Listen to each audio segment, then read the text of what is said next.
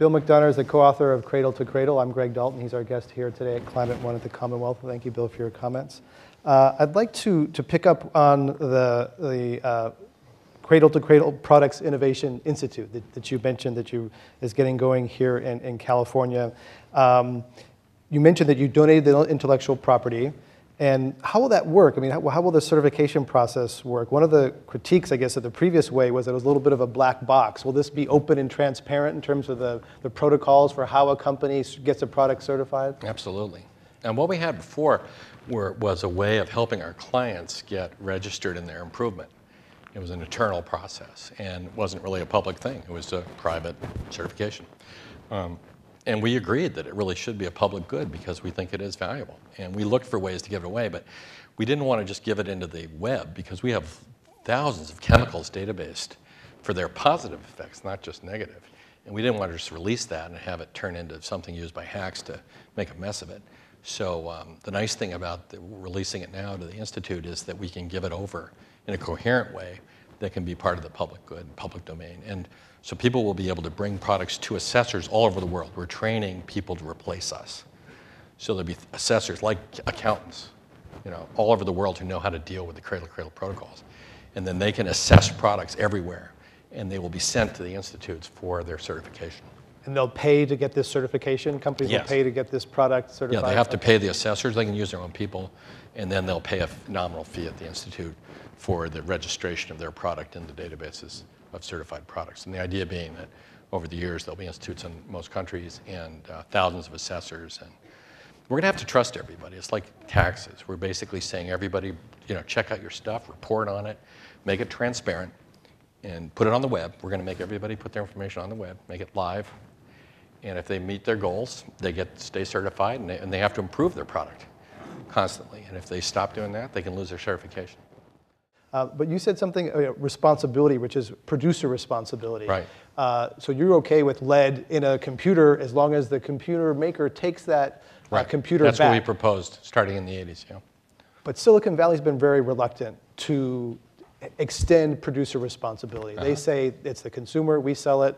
There's free recycling. You see a little bit now, HP and others sort of taking back toner cartridges, that sort of thing. Right. So are you going to push on producer responsibility? Because that's really where your theory hits some conflict, where the companies don't want to take responsibility for the whole life. It's sort of amazing, isn't it? It's one of the hardest things we have to tackle. But it's fun, though, because if you think about it, I remember we were meeting with an important shoe company a long time ago. And Swoosh. Yeah, but one of the points that we were trying to make about extended producer responsibility was we said, well, you should be taking your shoes back. And people would say, well, what do I want with this old pair of shoes? It's like a liability, not an asset. This thing's going to cost me money to get, redeployed as, playground floor or something. And the stuff's not designed for that, so it's really problematic. Right. But our point to them was, look, and we make it to all of our suppliers and our clients, and you should see the ones that are coming around. It's fantastic, like Berkshire Hathaway with Shaw. I mean, they just love this because that market really cares about these things. And so you have to work in these different markets. Isn't it interesting that there's a U.S. Green Building Council, because we all started in architecture and got this thing rolled out. We got 90,000 members, but there's no U.S. Green Product Development or Design Council. Where are the industrial designers? What have they been doing? We're out there trying to do our best, even if we're just being less bad. But these people haven't even thought about it. They're brain dead. It's astonishing. It's like too much exposure to cadmium or something. So, no, I'm serious. They're just not dealing with it. But if you really stop and think about it, think about this. If I come in with an old pair of shoes, and I say, here are the shoes, take them back. And you're going, no, no, no, you must be kidding. You look at these companies, they don't make anything. It's all offshored. They don't make anything. What they are marketing and design companies. That's what they are. And 75% of their budgets are marketing. Now, you're telling me that you're selling somebody a pair of shoes, $75 of which is basically attributable to marketing, and you're afraid when somebody comes back and says, here's your old shoes, I'd like a new pair. I mean, what did you do before? You sold them the pair of shoes and waved goodbye and say, I hope you don't go to Puma or Adidas. Bye. Why would you wave goodbye to your clients and your customers? You want to create a family where people get involved in recycling stuff, and it's fun. And every time we do it, the company gets better. That's a story. That's what we need. Interesting. Yes, sir. Let's go to audience question, please. Hi, Bill. Good to hear you talk again. Locally, what's up your design sleeve since you're building in Mission Bay and Moffett Field. And by 2040 or 2050, it looks like they're going to be underwater if things keep going the way they're going. Yeah, that's why we're working in Holland.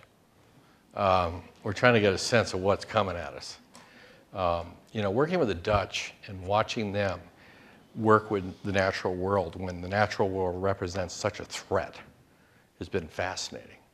Because the Dutch are very pragmatic people. And so they look at this and say, well, we're going to have to suffer it ourselves. Think about them. They're already underwater. Okay? So I think we're going to have a phenomenal issue here in terms of what kind of infrastructure we're going to have to build to protect our existing capital assets. It's going to become a massive issue. When I came here today and looked around, just the coastline here is going to change dramatically, and it's amazing when you think about all these years where we've been worrying about estuaries and this little bit and that little bit. We're about to build seawalls, folks. It's going to get really big. The world is going to change. We're going to have to come together to understand what it means to continue to develop as humans in the natural world and how we're going to support nature and how it's going to support us. And so I think we have to go to the Dutch and seek counsel.